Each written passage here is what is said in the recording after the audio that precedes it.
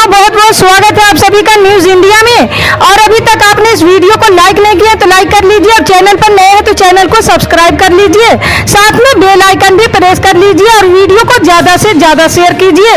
और आप किस राज्य शहर से न्यूज को देख रहे हैं कमेंट में जरूर लिखें। तो चलिए बढ़ते हैं खबरों की ओर। जी हाँ, आपको बता दें कि दिल्ली की शराब नीति में कथित घोटाले के मामले में मंगलवार को परिवर्तन निदेशालय की एंट्री हुई। ईडी ने इस मामले में दिल्ली, एनसीआर, हरियाणा, पंजाब, तेलंगाना, कर्नाटक में 35 ठिकानों पर छापेमारी की है। जांच एजेंसी के निशाने पर शराब कारोबारी रहे।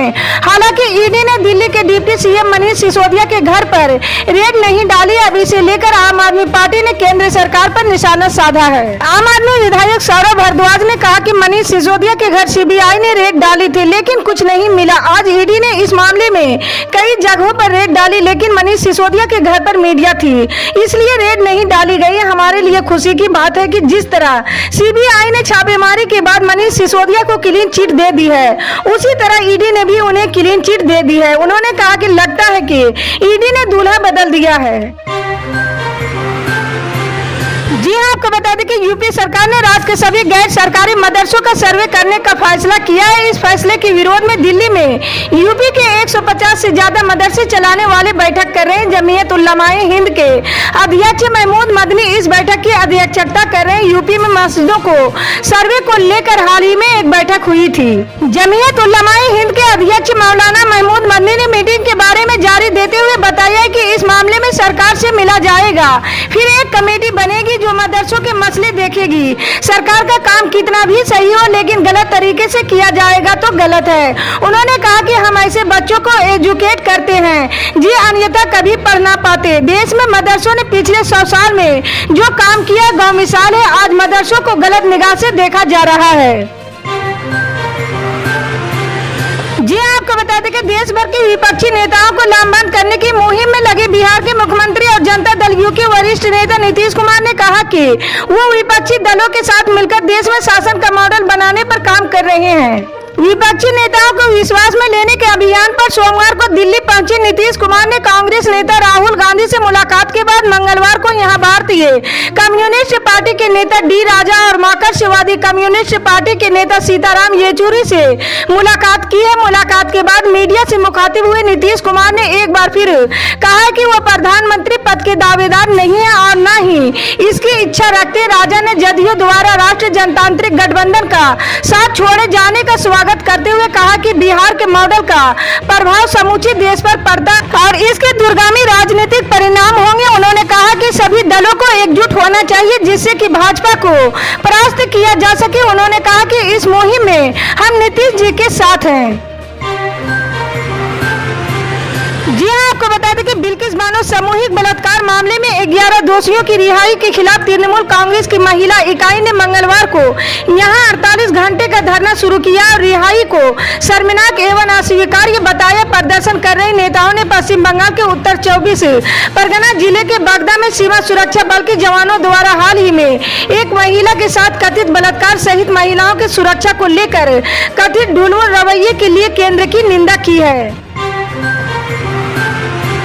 जी आपको बता दें कि लखीमपुर खीरी हिंसा मामले में केंद्रीय मंत्री अजय कुमार मिश्रा टेनी के बेटे आशीष मिश्रा की जमानत याचिका पर मंगलवार को सुप्रीम कोर्ट ने उत्तर प्रदेश सरकार को नोटिस जारी किया है।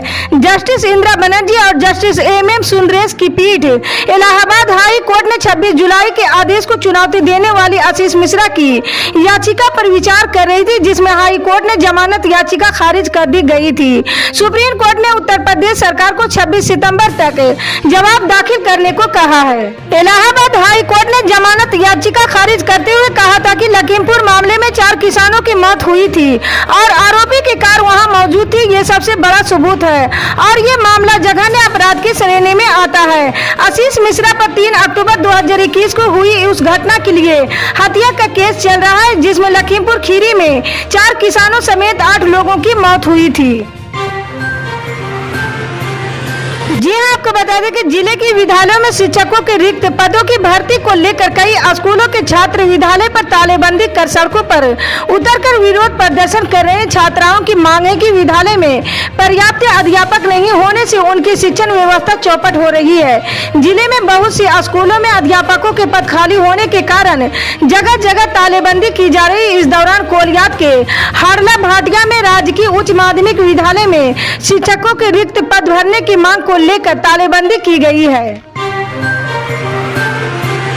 जी हां, आपको बता दें कि 4 दिवसीय दौरे पर भारत आई बांग्लादेश के प्रधानमंत्री शेख हसीना ने मंगलवार को प्रधानमंत्री नरेंद्र मोदी से दिल्ली में स्थित हैदराबाद हाउस में मुलाकात की है। दोनों की मुलाकात के दौरान कई मुद्दों पर चर्चा हुई है। इस दौरान कई महत्वपूर्ण समझौते भी हुए। इसके अलावा वाटर मैनेजमेंट, रेलवे, साइंस और टेक्नोलॉजी से जुड़े क्षेत्र में भी कई समझौते किए गए हैं। दोनों देशों ने IT, अंतरिक्ष और परमाणु ऊर्जा जैसे सेक्टर्स में सहयोग बढ़ाने का निश्चय किया है। इस दौरान कुशियार नदी से जल बंटवारे पर एक महत्वपूर्ण समझौते पर हस्ताक्षर भी किए गए हैं। पीएम मोदी ने भारत और बांग्लादेश के फ्यूचर विजन पर अपनी राय दी है।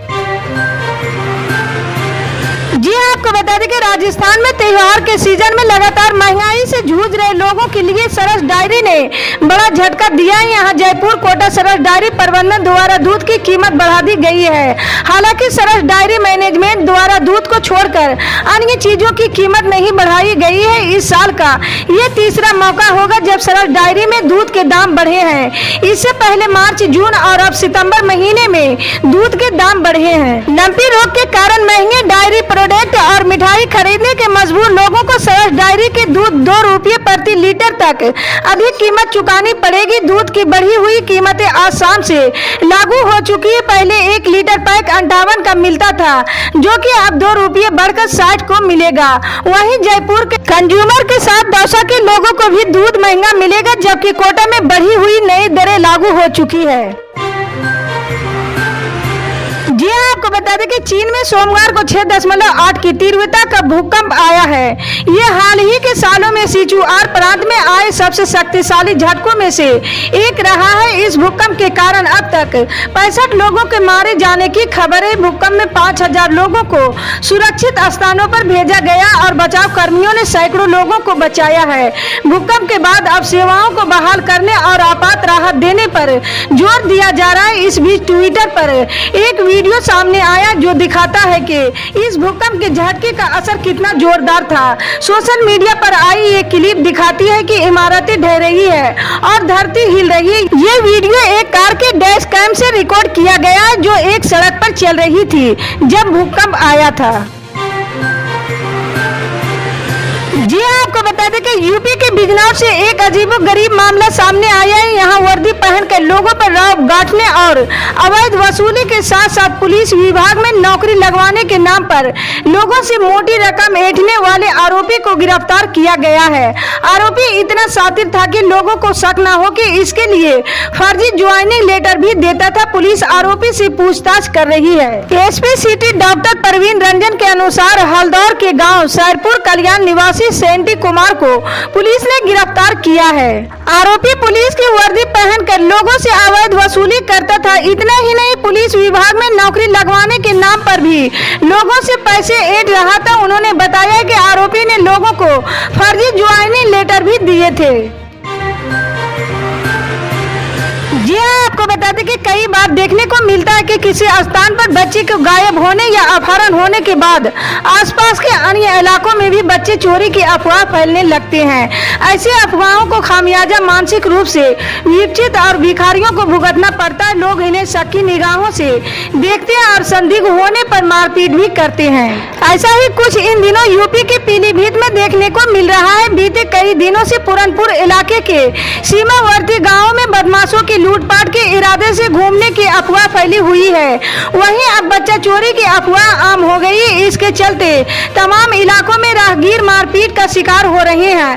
स्थानीय लोग शक के आधार पर लोगों के साथ मारपीट कर रहे हैं। बरखेड़ा इलाके में बीते दिनों एक साधु को बच्चा चोरी के शक में लोगों ने जमकर पीट दिया है। तो वहीं पीलीभीत में भी देर रात काम से लौट रहे 2 युवकों को बंधक बनाकर पीटा गया था। ऐसे में कभी भी कोई बड़ा हादसा हो सकता है।